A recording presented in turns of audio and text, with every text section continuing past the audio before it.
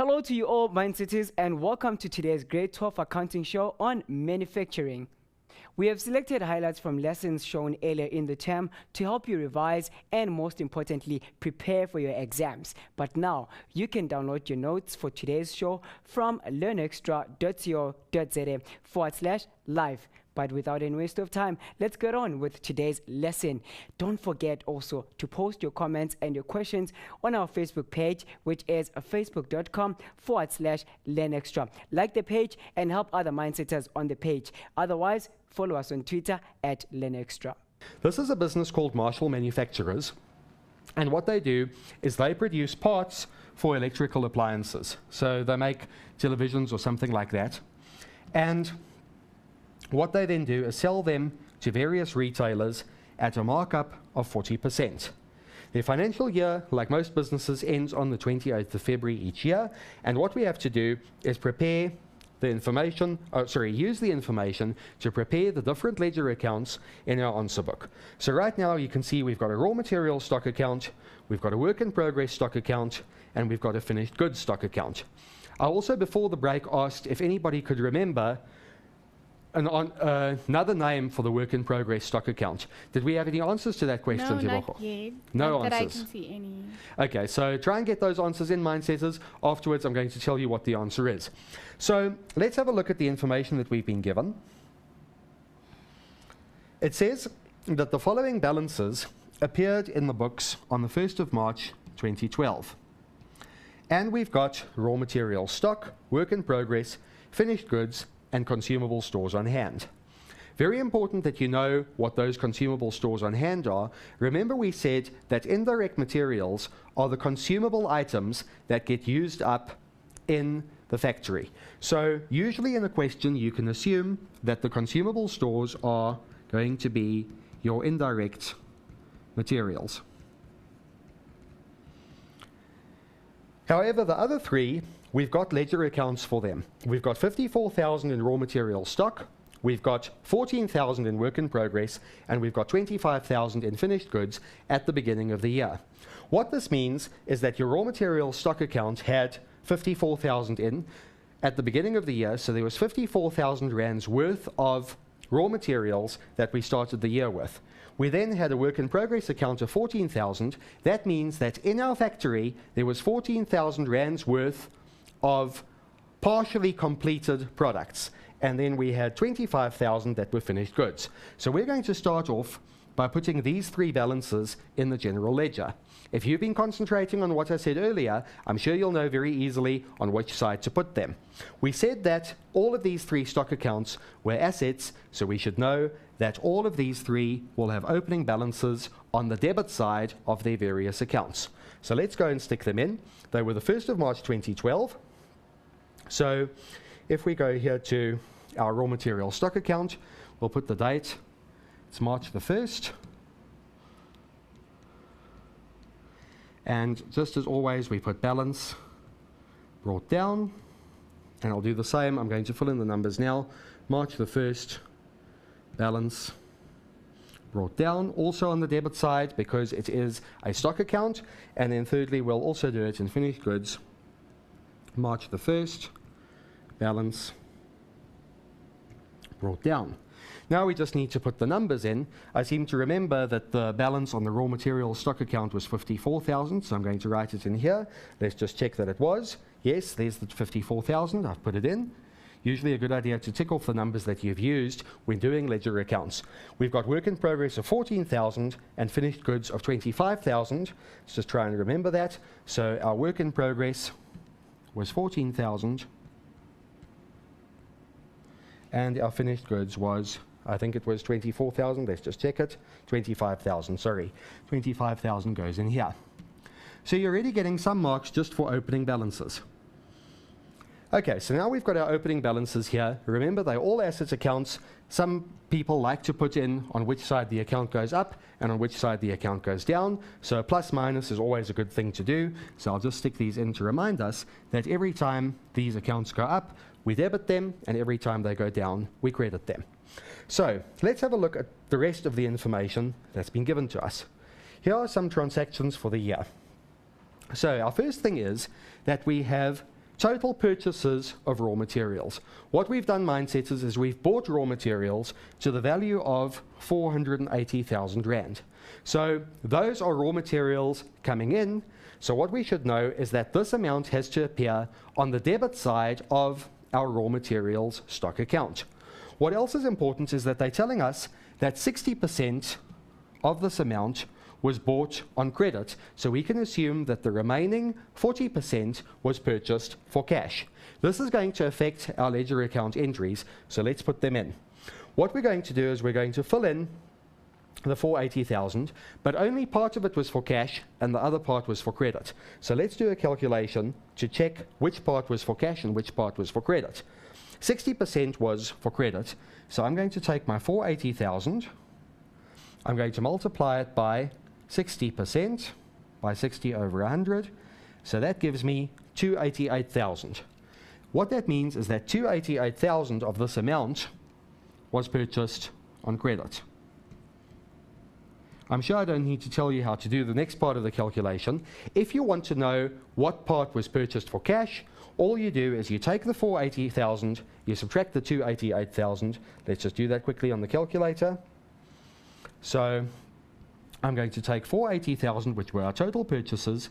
I'm going to subtract 288,000, and what that gives me is 192,000, and that's the amount that was purchased for cash. So let's just write that down to remind us.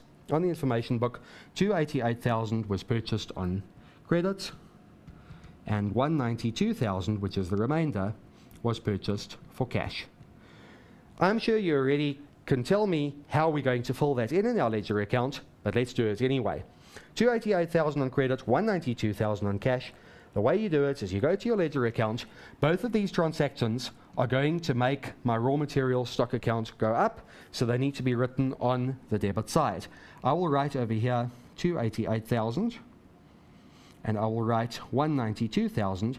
We have to do them separately because they affect different contra accounts. So what will happen here is this will be on the 28th of February because we're recording all of the transactions at once that happened during the year. Because this here was raw materials that we purchased on credit, we're going to simply write the contra entry is creditors control. And we all know that the creditors control account that is recorded in the CJ. This of course was for cash, so we will simply write the word bank, and we know that we purchase stock from the bank using the CPJ. So what we've done now is recorded our two purchases. They've made the raw materials stock account go up. Next item says that raw materials worth 21,000 Rand were returned to creditors. Tebogo, if I return something to somebody, do I still have it? No. So I'm going to have to subtract it from my stock account, right? So I'm going to take this 21,000. We know that my stock account goes up on the debit side, so obviously it's got to go down on the credit side. And we've got to put 21,000 on the credit side, so let's get back to our answer sheet. 21,000 Rand is going to appear on the credit side over here. I'll also put February the 28th because we're recording all of the transactions that happened during the year. And when we return stuff to a creditor, I'm sure you all know which journal we use. We use the creditors allowances journal, and what that's going to do is affect our creditors control account as well.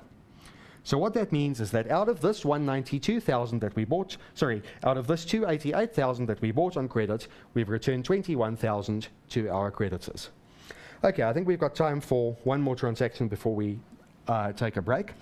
Our next part here is our indirect materials, and it says that our indirect materials bought for the factory, they were bought on credit for 17,000 Rand. I'm sure Mindsetters, you can remember what we said about our indirect materials. We said that they have to be included in our factory overheads. If you think back to what I said earlier, indirect materials are part of factory overheads. So we're going to take these indirect materials that we've purchased. They were worth 17,000 Rand, and we know that this is going to go in our factory overheads or our manufacturing overheads. But if you remember at the beginning, we had a balance of 1,000 Rand. These were consumable stores on hand from the end of last year.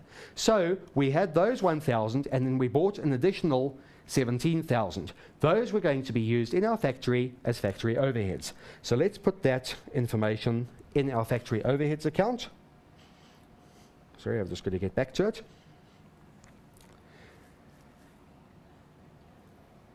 It should be on the next page here. Okay, here are our factory overhead costs. So this is always a tip for what you should do when you have your indirect materials. You'd put again the date here, February 28th. Costs are always expenses, so they go up on the debit side and down on the credit side. And what we'll do is we will put our indirect materials here. But usually with your indirect materials, you have a calculation.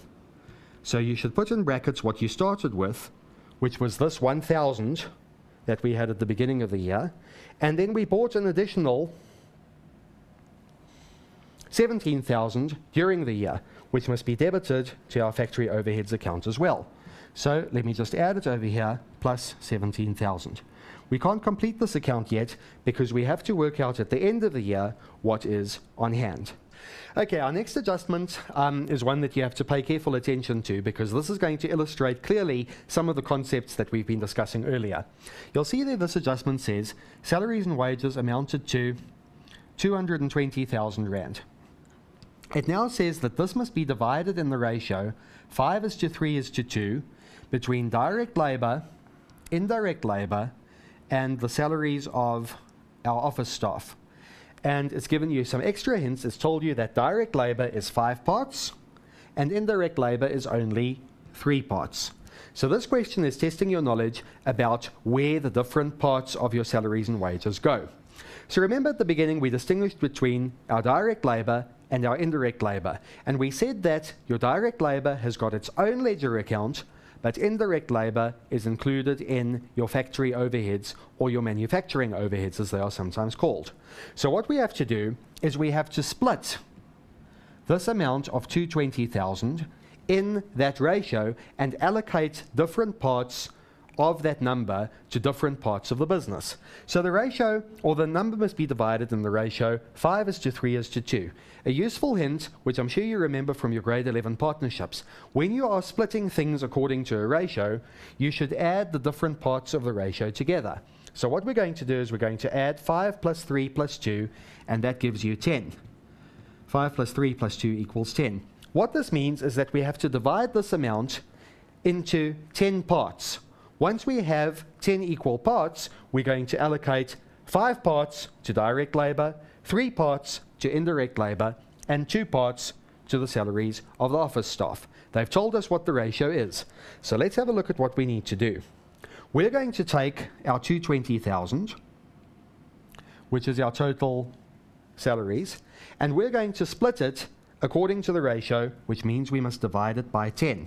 So that gives me 22,000. That is one part, and we've got in the question the fact that the direct labour is getting 5 parts. So if we want to know what our direct labour is, we simply take this number and multiply it by 5. So we have to allocate 110,000 of that 220,000 to direct labour. Let's just write it down so that we don't forget. So direct labour is going to get 110,000. We've just calculated it. As far as indirect labour goes, indirect labour is going to get 3 parts out of that 10. So remember, we do the calculation in exactly the same way. We took our 220,000 and we divided it by 10 to get our 22,000. What we then do is we multiply that by 3, and that's going to give us 66,000. So out of the 220,000 for our salaries and wages, 66,000 is indirect labour. Let's write that over here as well. 66,000, I'll use a different colour, goes to indirect labour. Now here's the little trick in the question which you have to be aware of. It's told us that the salaries of office staff have to be 2 parts. But to be honest with you, we don't care about that. they're giving us that. Just if we had to work it out, we can. It's very easy. You could just work it out the same way and multiply by 2. But we don't care about that right now because we said that the salaries of office staff are not included in our production cost statement. They are not included in our manufacturing ledger accounts. Office staff do not work in the factory, and we're only interested in the costs of the factory when we're doing this type of question. So they've told you that information, but there's no need to calculate it because you're not going to use it.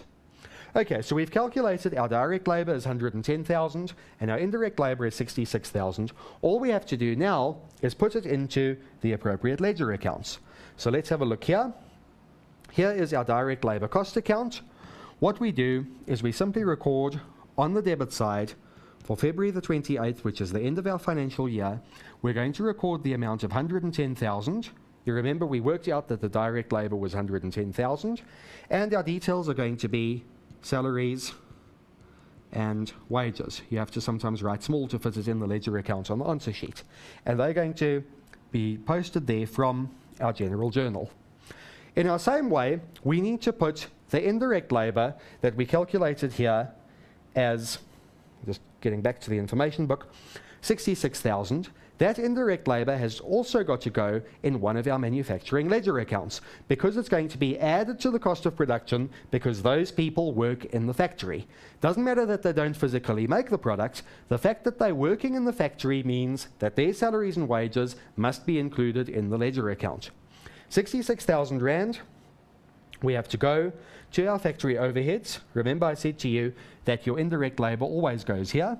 So we'll take our factory overheads account and we'll put in here indirect labor. You could put indirect labor, but you could also put salaries and wages if you like.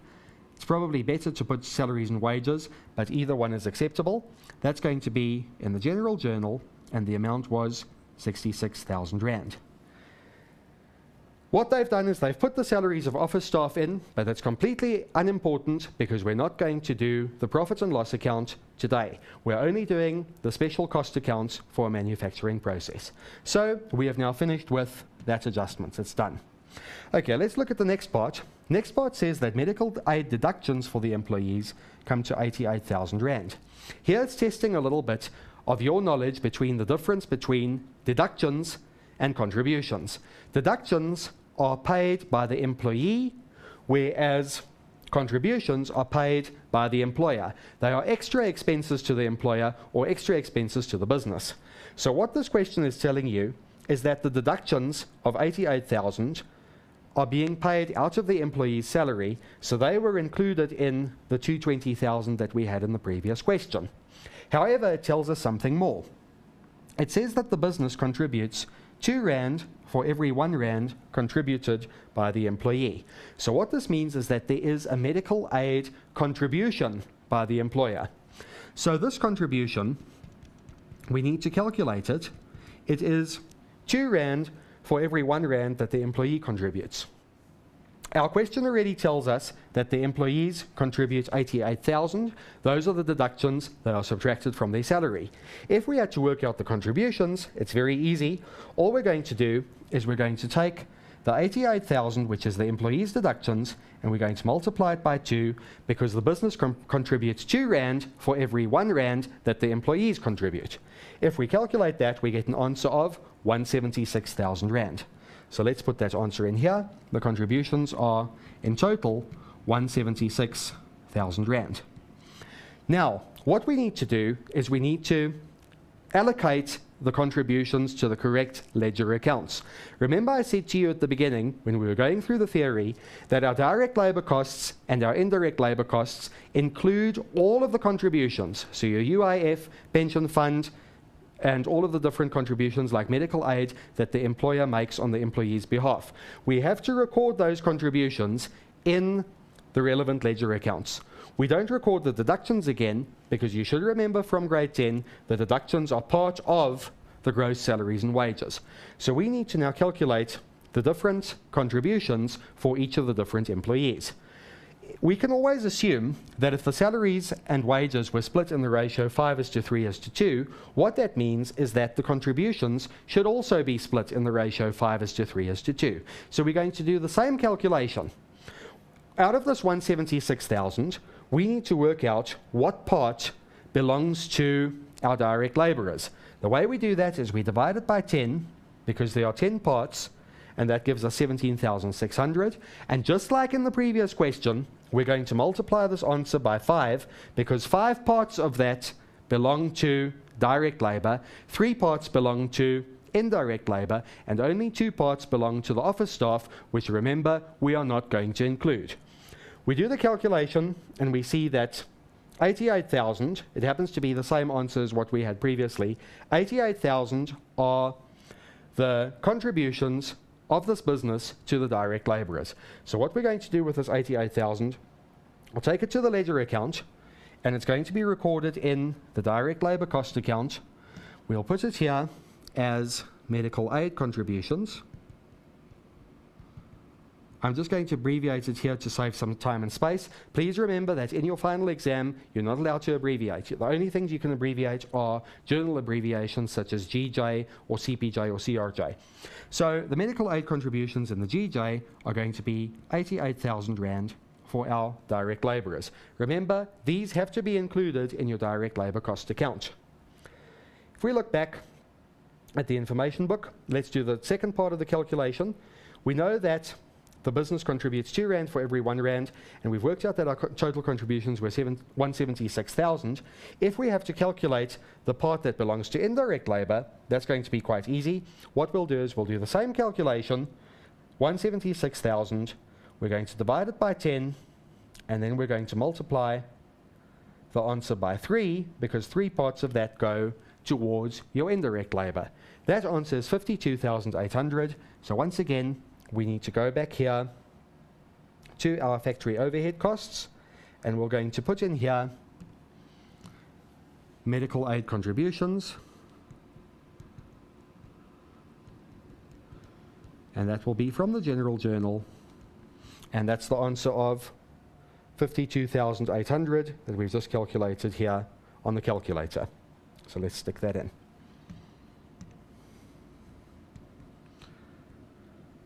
Okay, so now we've accounted for the salaries and wages of the direct labourers and the indirect labourers.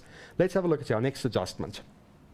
Our next adjustment is also one of these where you have to allocate things quite carefully. You'll see here it says that office insurance amounted to 64,000 Rand for the year. And then it tells us that the factory insurance is double that of the office insurance. Remember, we said earlier that we do not include any office expenses when we are calculating our costs of production. They are a separate section of the business. The office is separate to the factory.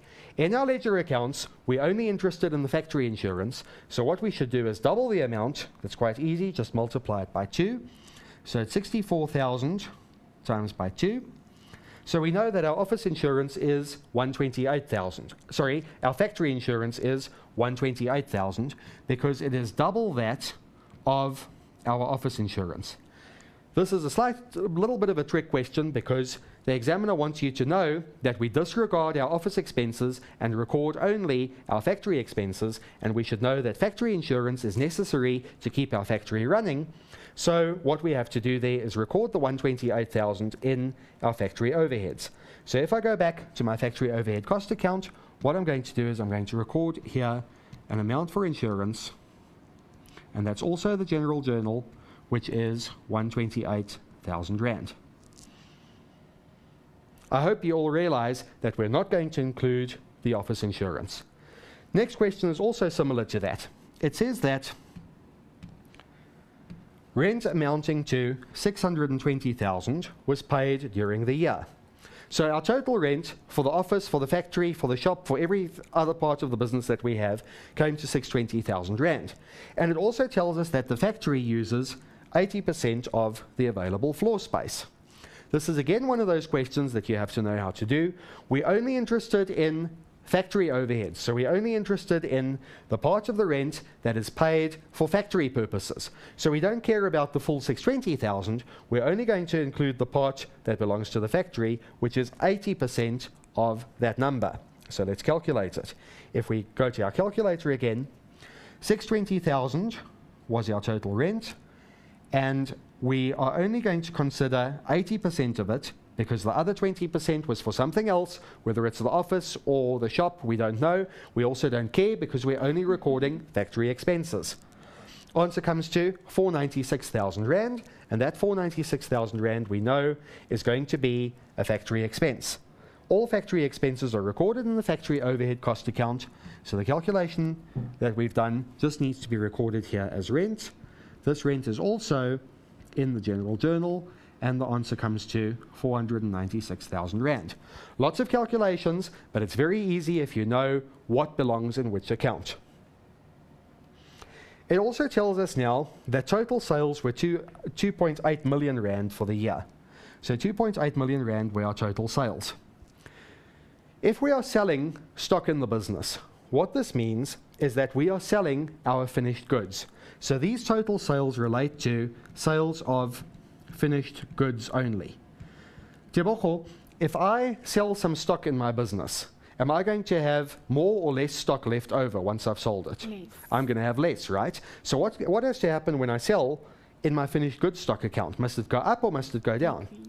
It's going to decrease. Right, I'm sure everybody can see that as well. So it's going to decrease, so this entry needs to be made on the decreasing side of our finished goods stock account. And we know that finished goods are assets, so they're going to decrease on the credit side. Very good. So what's important here, though, is that the question has given us total sales. This is a common mistake if people don't read the question carefully. They've given us total sales, so they've given us the amount at the selling price. And remember that our finished goods records our stock at the cost price. So what do we need if we want to calculate the cost price if we've been given the selling price? Very, very easy. We need the markup. You may have to search a little bit for the markup, but it's definitely here. It was in the other part of the question. Sorry, I remember it was 40%, but it's not on this page. It was in the main question here. If you look back at this, it says Marshall Manufacturers sells at a markup of 40%. Here is your grade 9 EMS and grade 10 accounting. This is a vitally important formula because it keeps coming up again and again and again. You need to know how to calculate the cost price if you're given the selling price and the markup. You should remember the formula. Let me just write it up in case you've forgotten. Your cost of sales is always equal to sales times 100 over, and this is in brackets, markup plus 100. I always say to my classes, do this calculation in brackets in your head because it's very, very easy. What's 100 plus 40? That's going to be 140. So what we're going to do is we're going to take our sales, multiply it by 100, and divide by 140, and that's going to give us our cost of sales. So you remember that the answer for our sales here was, let me just go down to it again, our selling price was 2.8 million. So our calculation is going to be as follows. We're going to take our 2.8 million, 5 zeros, we're going to multiply it by 100, and we're going to divide it by 140, because that's our markup formula, and the answer we get here comes to 2 million, a nice and easy number to remember. What we do with this 2 million, we are going to go to our finished goods stock account, which was over here, and this account tells us that we have sold 2 million Rands worth of stock this year. So when we sell our stock, you all identified it correctly, we decrease our finished goods stock account. So during the year, the account decreased by 2 million. The 2.8 million was the selling price, and we've just calculated the 2 million right here. And the details for this have to be cost of sales. Remember I said to you earlier that the finished goods stock account is very similar to the trading stock account for a retail business. So you should know very well that that is what the procedure is when you sell something. You credit the account and you write cost of sales. And what we should actually do here is, we don't know whether it was sold for cash or whether it was sold for credit. The question didn't tell us. So you could either put CRJ in here or you could put DJ here if you sold it on credit. It doesn't matter because the question didn't give you enough information for that. Okay, I think we've got time for one final adjustment, which is the last one here. It says that there were other factory expenses and there was electricity and depreciation on factory equipment. This is a very easy adjustment because they've just given you these two figures, and what you need to do is realize that those are factory overheads. What we'll do is we'll go to the factory overheads. We've got electricity of 90,000. Very easy. All you do is you go to your page with the factory overheads account, and at the bottom here we're going to include both of those items, depreciation, and we're going to include electricity. So there was going to be 90,000 rands worth of electricity, which you should remember from here, and there was 22,480 for depreciation. Now, mindsetters, we're almost out of time. So what you now need to do is you need to remember how the accounts are transferred from one to the other. You'll need to now, in your own time, try to calculate our balances. We've entered all the transactions here, and you're going to balance these accounts off by remembering where they all get transferred to. I'm sure that you'll be able to do that. So try and do that and see whether you can get the right balances at the end of the year. They're given to you in the question. But the important thing is to understand where to record every single transaction that happens during the year in these different ledger accounts.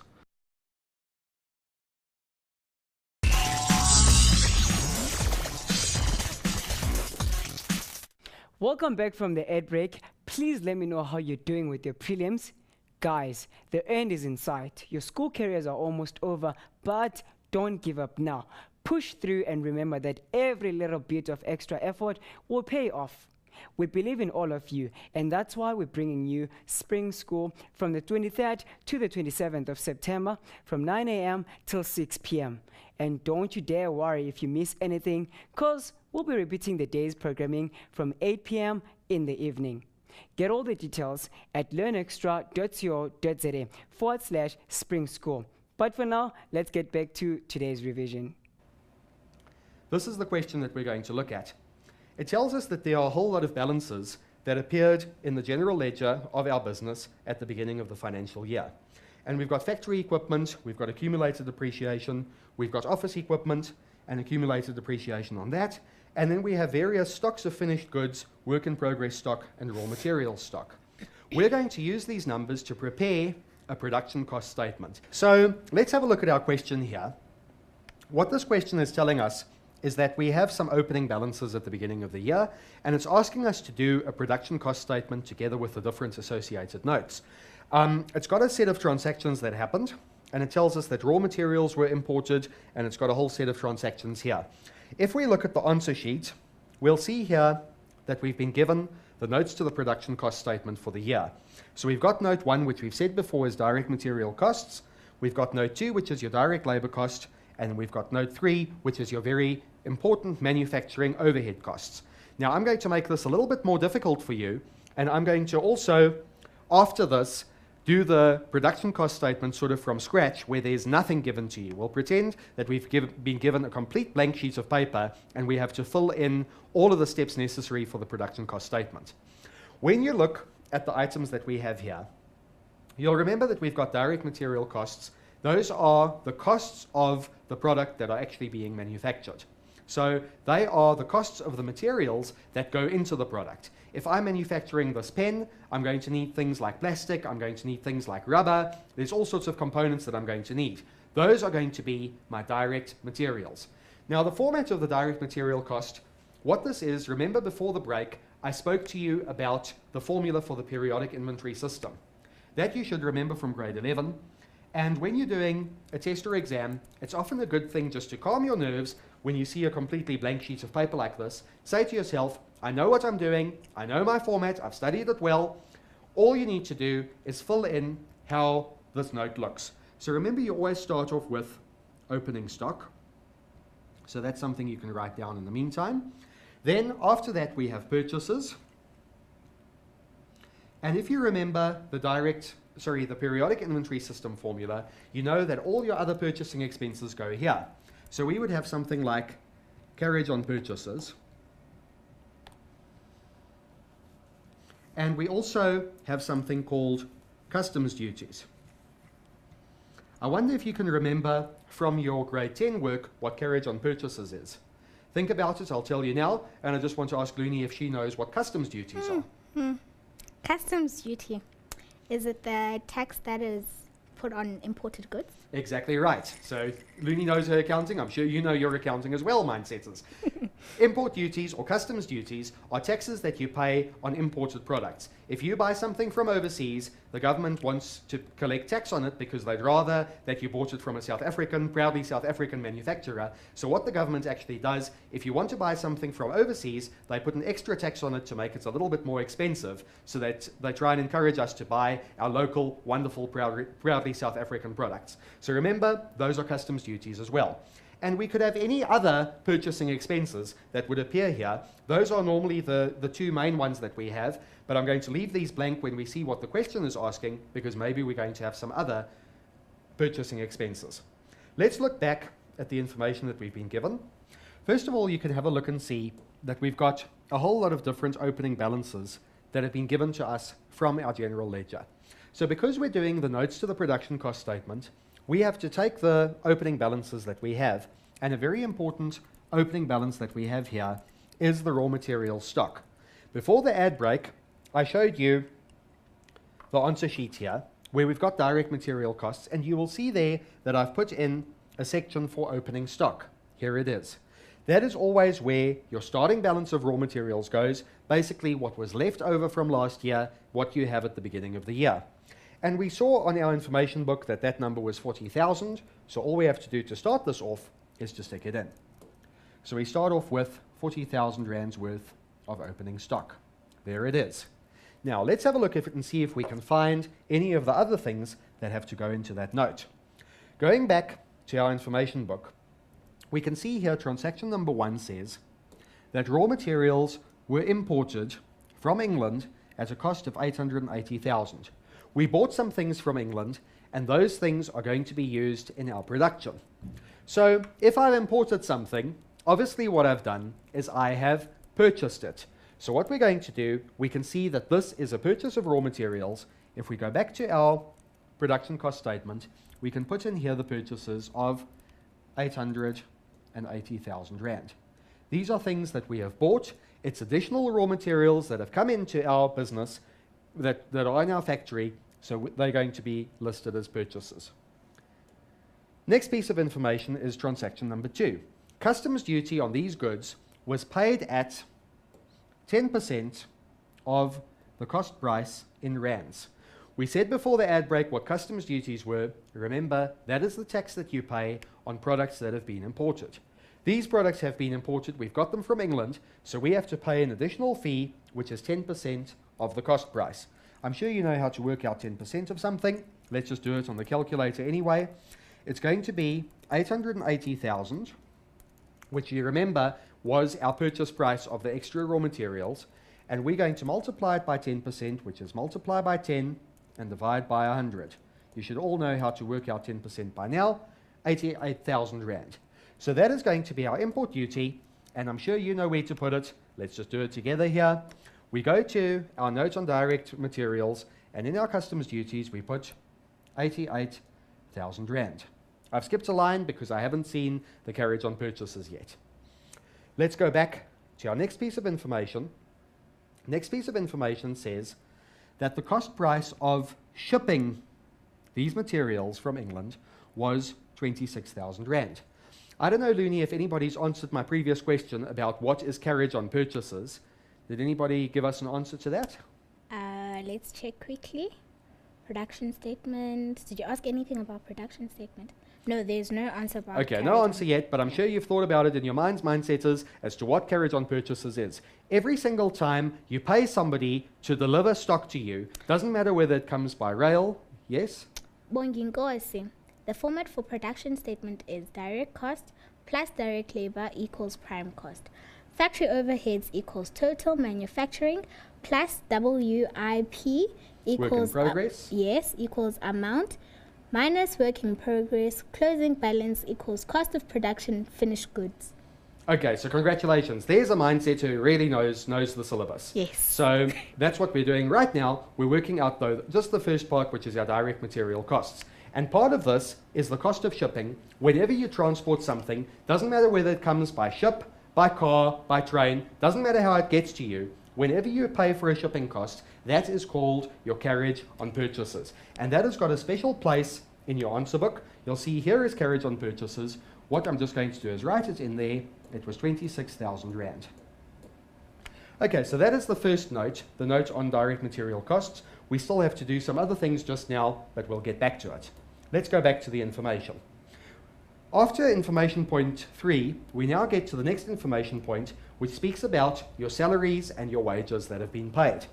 It tells us here that our direct salaries or our direct wages were 52,000 Rand. The question has made it slightly easier for you because it just tells you what they were. It doesn't tell you that it is for a worker that's manufacturing products. It just tells you that it's direct. So we already know where to put it. Your direct materials always go, sorry, your direct labor always goes in the note for direct labor costs. We also have indirect labor. So when you see indirect labor, think back to the start of the show when we spoke about where your indirect costs go. Remember we said indirect costs can be indirect labor and indirect materials, and those count as factory overheads. So we need to stick them in. So let's go to our answer sheet. We know that this is going to go into direct labor costs. Let's just write that down so we don't forget. And we know that this is going to go to overheads. All we need to do now is fill them in. If we go back to our answer sheet here, here's our section on direct labor cost. What you just do is write a description of it, such as salaries and wages. And we know that the amount that goes in there has been given to us as 52,000 Rand. So let's just stick it in, 52,000 Rand. We also know that our indirect labor has got its own special place in your manufacturing overhead costs. And I always like to start that one off with indirect materials, which we'll fill in later on when we have a number. And then our next item is indirect labor. What we include in the indirect labor are the salaries and wages of the different indirect laborers. Remember, mindsetters, indirect laborers are workers that work in the factory but do not make a product. They are ones that are involved in the production process, so they might be cleaners, they might be supervisors, they're people whose work is required to make the product, but they don't actually physically touch the product to put it together themselves. So again, people who work in the factory but don't actually manufacture the product themselves. So their wages were 12,000 Rand, so let's stick that in here. The indirect labor salaries, I'm going to just break it down into salaries, because remember you also have the different contributions, and that was 12,000 Rand that goes over here. Now, let's see what the next piece says. It tells us that there was office staff and management for 60,000 Rand, and it says that there was one office worker who works at 12,000 Rand per month. Looney, if I work in an office, can I also work in a factory at the same time? No. No, I can't, right? It would be very, very difficult to suddenly work in an office and then spend some of your time in the factory and go back to the office. So this is a little bit of a trick in the question. They're telling us these expenses, hoping to trick you, hoping to get you to put the 60,000 Rand somewhere in our production cost statement. Remember, at the very beginning of the show, I said that your factory overheads are only the workers that work in a factory. We're only interested in the costs of running the factory. We are not interested in office staff or management. We don't care about the office worker. That office worker's salary and that manager's salary is going to get put in a completely different statement, which is the income statement. So we can actually ignore these items completely. They've just been put in to see if they can catch you out. Okay, now it tells us some more information. It tells us that the pension fund for the factory is 5,250 Rand. They didn't actually tell us whether this is for the direct or indirect laborers, but we are going to assume for this question that all of these are for the direct laborers only, because we've got a lot of lines which we have under direct labor costs. So this factory pension fund is going to go into my direct labor cost. In the same way, the UIF contributions are going to go in my direct labor cost, and the medical aid contributions are going to go into my direct labor cost. Notice again, mindsetters, there's a trick. They've given you the office pension fund, the office medical aid. Remember, we're not interested in the office right now. We're doing the production cost statement. So these things we can just leave out. So the only three numbers we need to look at are this one, and this one. Very easy to enter them into our production cost statement. We're just going to put them in the note for direct labor, and we're just going to list them for what they are. So if I go back here, go to the note, which is note 2 on direct labor cost, what I'm going to write underneath here is pension fund contributions. I'm also going to write UIF contributions, and then I'm going to write as well our third contribution, which is the medical aid.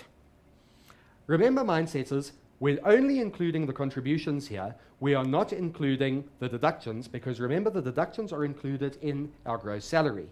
If you don't remember that concept, please go back to your grade 10 work and revise the difference between deductions and contributions. So remember, you'll only put in your contributions that are going to be included in your direct labor costs. So here are the three items here, and I think it should be clear to you why we usually give just a blank sheet of paper for you to answer these production cost statements on.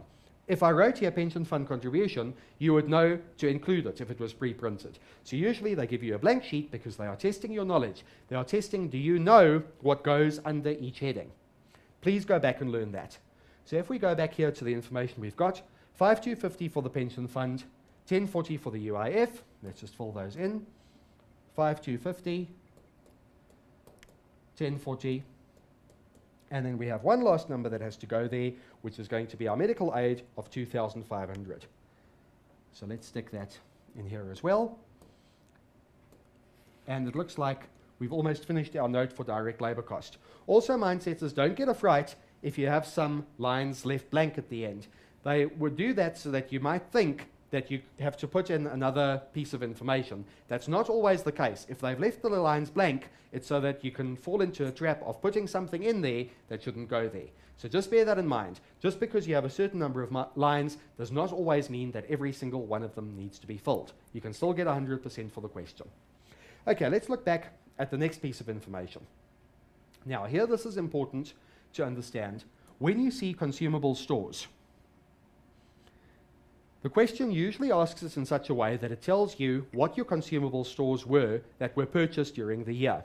Usually in manufacturing, your consumable stores are your indirect materials. So you have to know that these go into the factory overhead note, because the factory overhead note consists of indirect materials, indirect labor, and all your other expenses for running the factory. When you do the indirect materials note, you once again follow that periodic inventory rule by taking opening stock plus purchases minus closing stock. So when you see this adjustment, you should always look back and see, can you find the opening stock of your consumable stores? If we go up to the beginning of the question, you'll see here, it didn't tell us anything. It told us no consumable stores at the beginning of the year. So it looks like we didn't have any at the beginning of the year. Therefore, we can assume that our opening stock is 0. However, if it did say over here that we had some or other balance of indirect materials, we would take that number and include it as the opening inventory. So let's go back to our notes.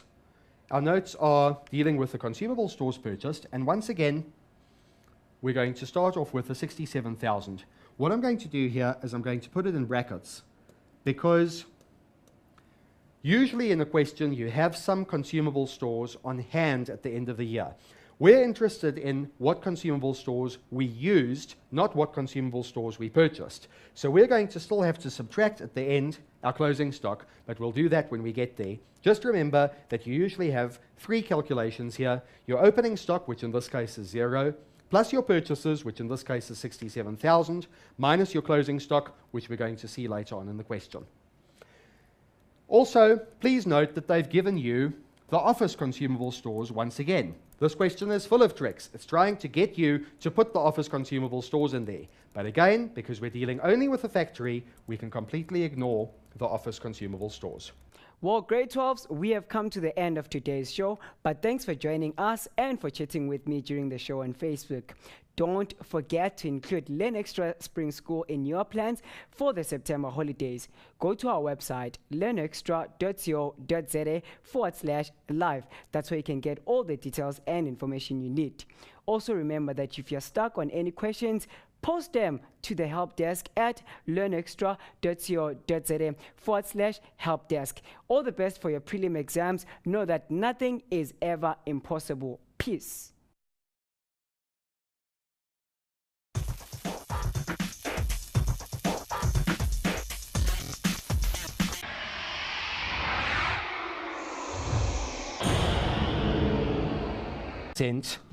Of this amount was bought on credit, so we can assume that the remaining 40% was purchased for cash. This is going to affect our ledger account entries, so let's put them in. What we're going to do is we're going to fill in the 480,000, but only part of it was for cash and the other part was for credit. So let's do a calculation to check which part was for cash and which part was for credit.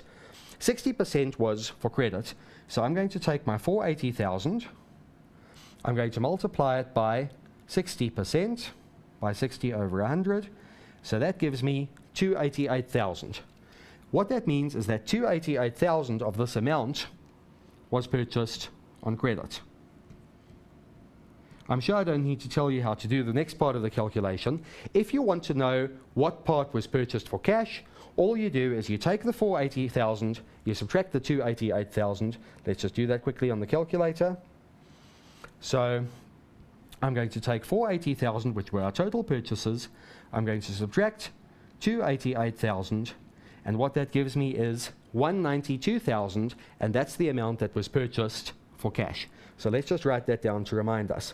On the information book, 288,000 was purchased on credit, and 192,000, which is the remainder.